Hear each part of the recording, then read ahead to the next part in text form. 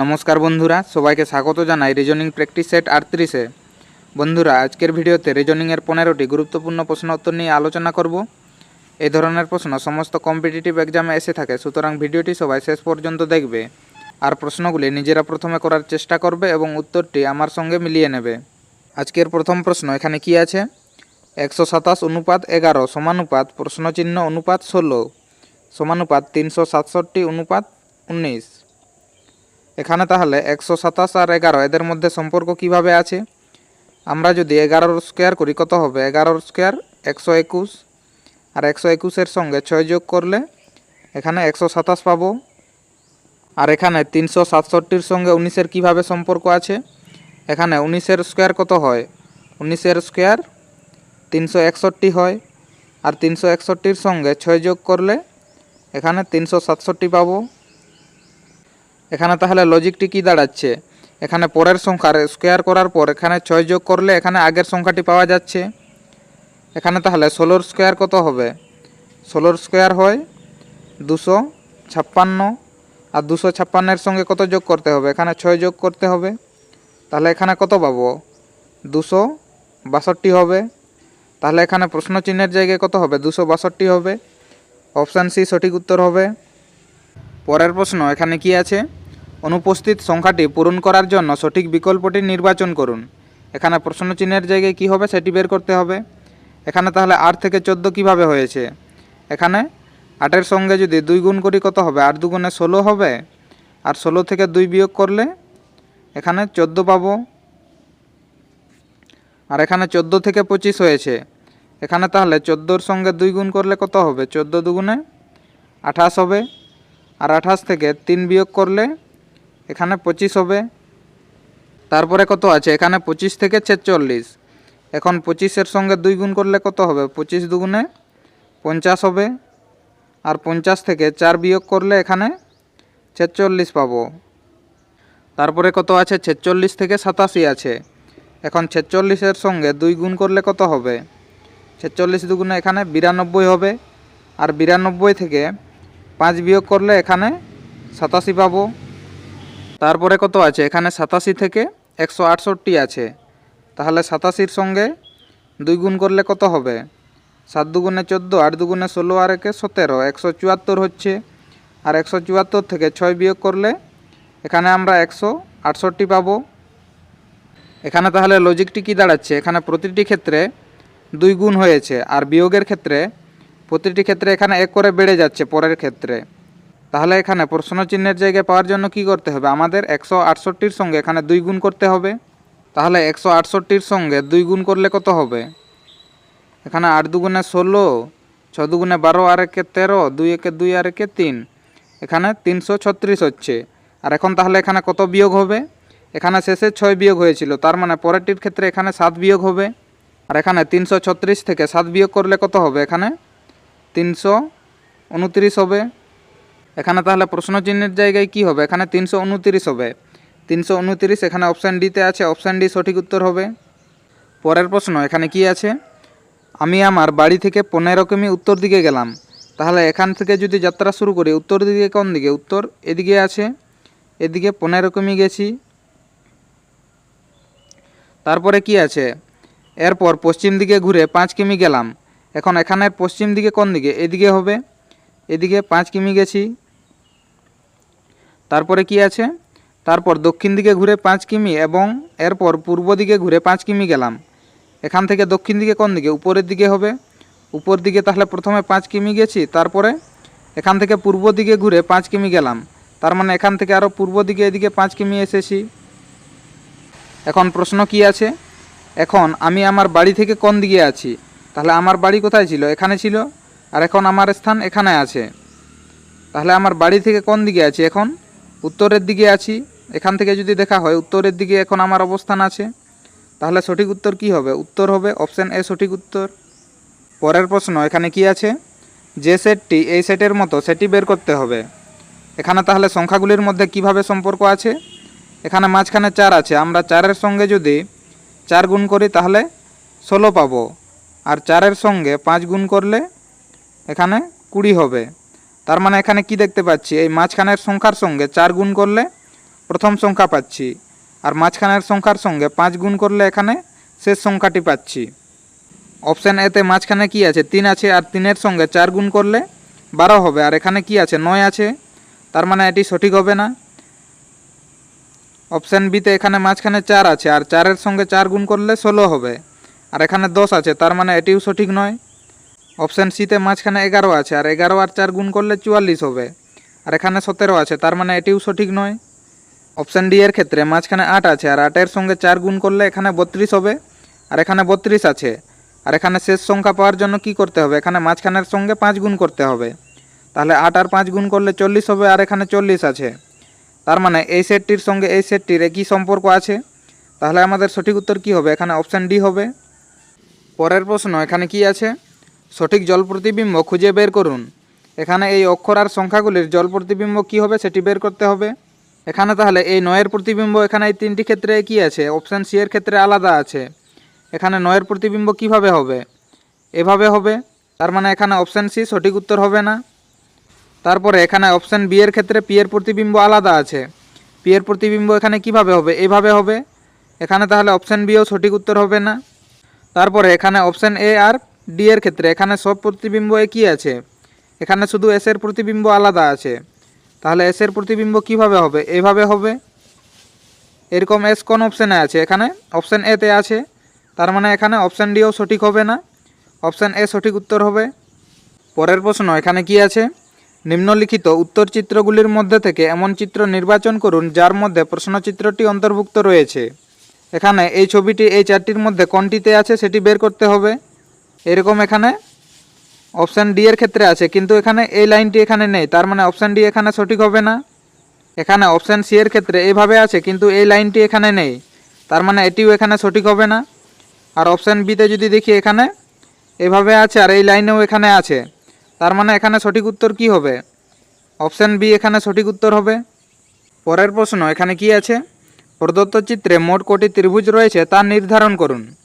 প্রথমে তাহলে দেখব এই কোণটি থেকে এখানে কটি ত্রিভুজ পাবো, এখান থেকে একটি, এখানে 2টি, এখান থেকে 3টি, আর এখানে 4টি। তাহলে এই কোণটি থেকে এখানে কটি ত্রিভুজ পেলাম, এখানে 4টি ত্রিভুজ পেলাম। এখন তাহলে দেখব এই কোণটি থেকে এখানে কটি ত্রিভুজ পাবো, এখান থেকে একটি, আর এই সাইডে একটি, এখানে 2টি ত্রিভুজ পেলাম।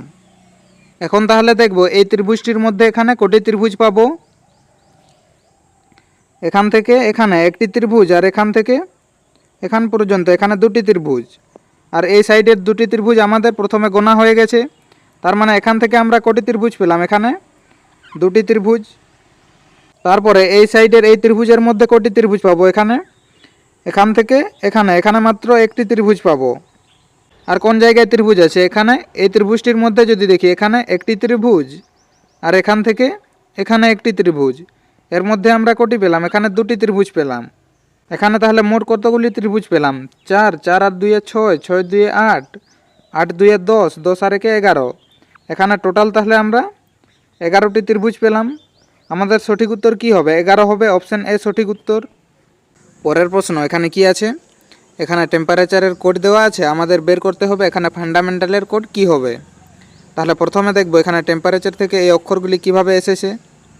তাহলে কি আছে, T E M P E R A T U R E, এর কোড কি দেওয়া আছে, এখানে পি এম ই টি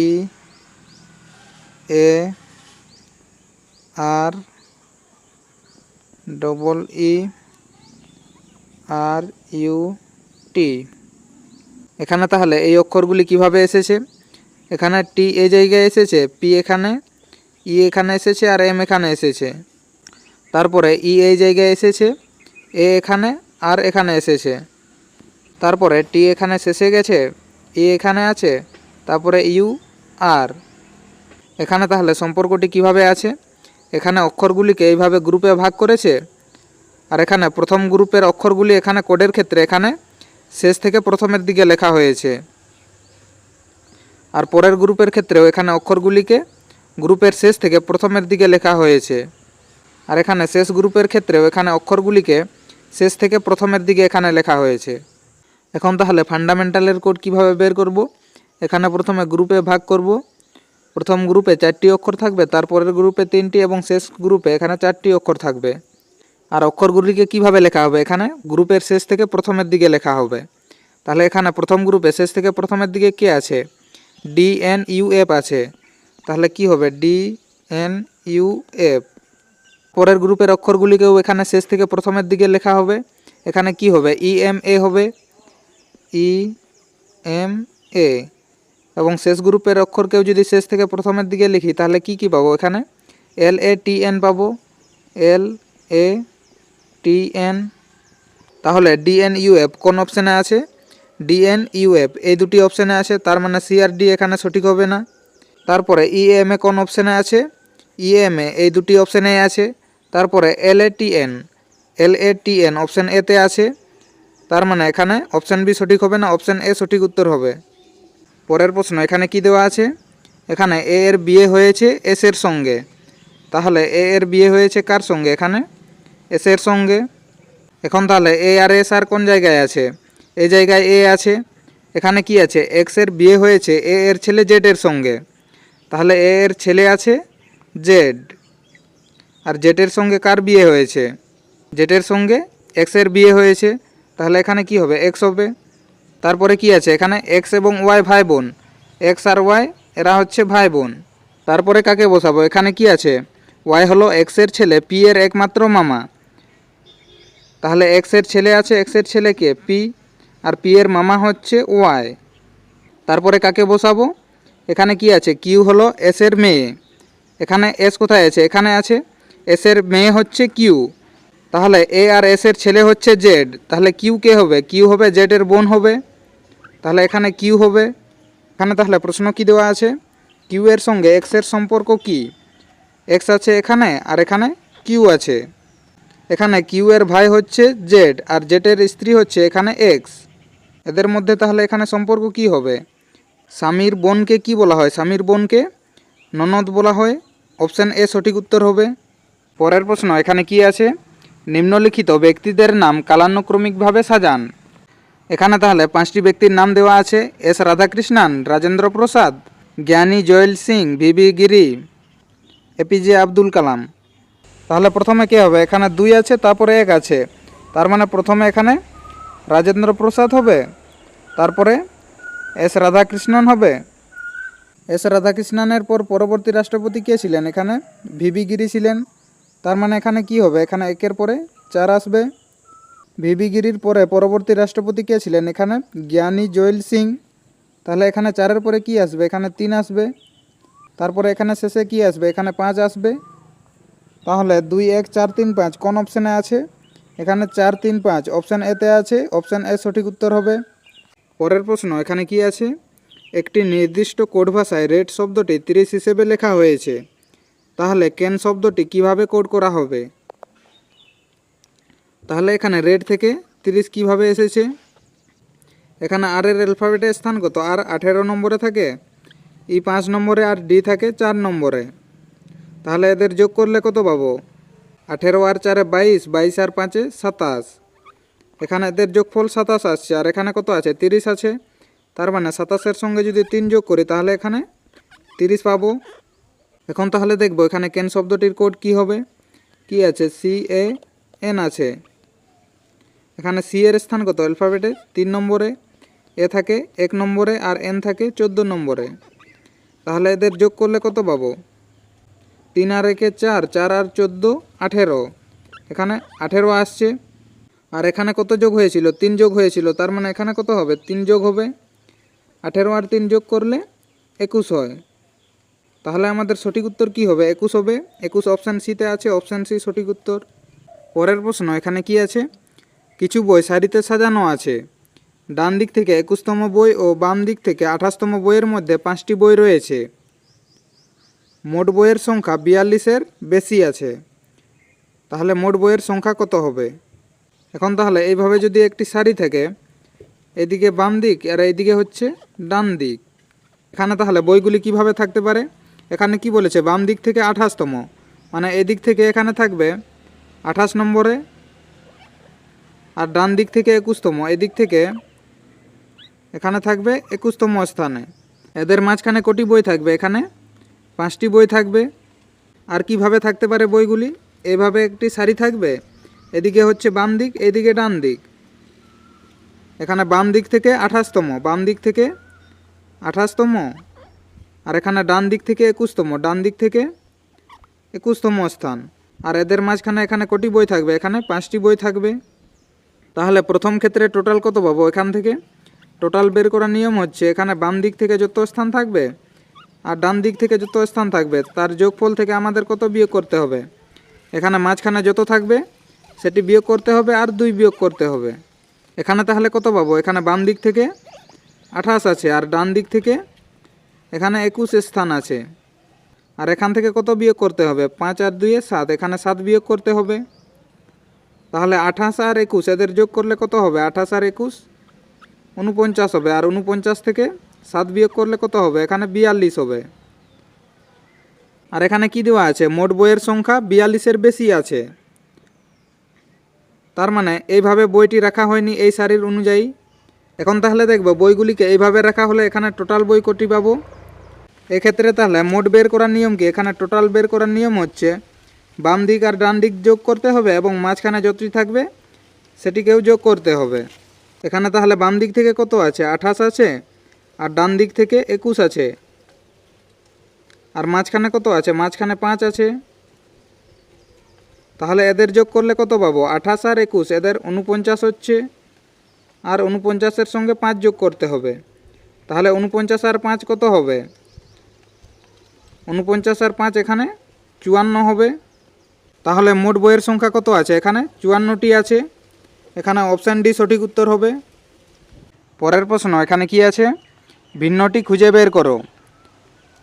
তাহলে প্রথমে কি আছে? SWA আছে, এখানে S থেকে W হয়েছে, STUVW। এখানে 4 যোগ হয়েছে। W থেকে A, WXYZA, এখানেও 4 যোগ হয়েছে। পরেরটি কি আছে? UYC,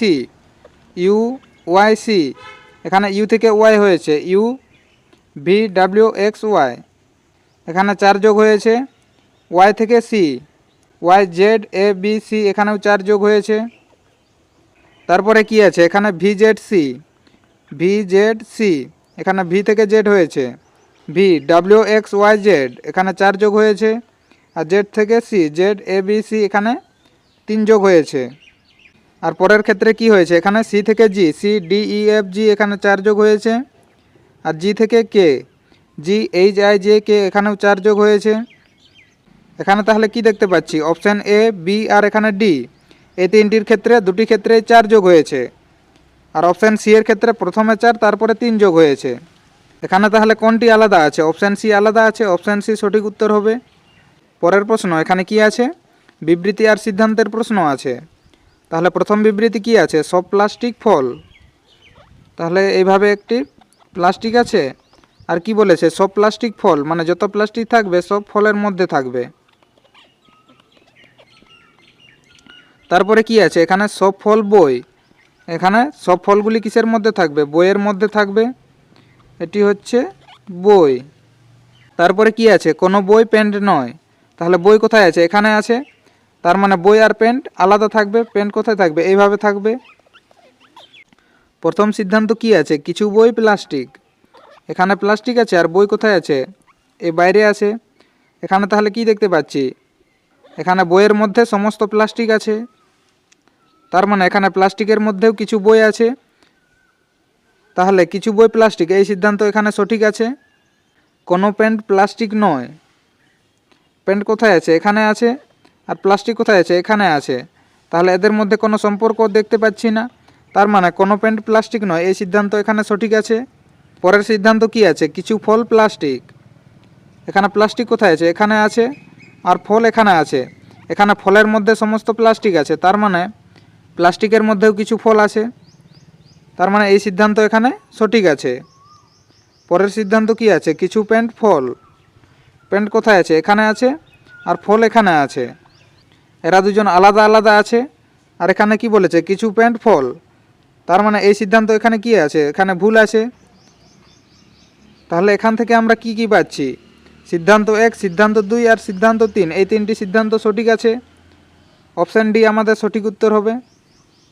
পরের প্রশ্ন এখানে কি আছে, যদি যোগ মানে গুণ, বিয়োগ মানে ভাগ, গুণ মানে যোগ এবং ভাগ মানে বিয়োগ হয় তাহলে নিচের রাশিটির মান কত হবে?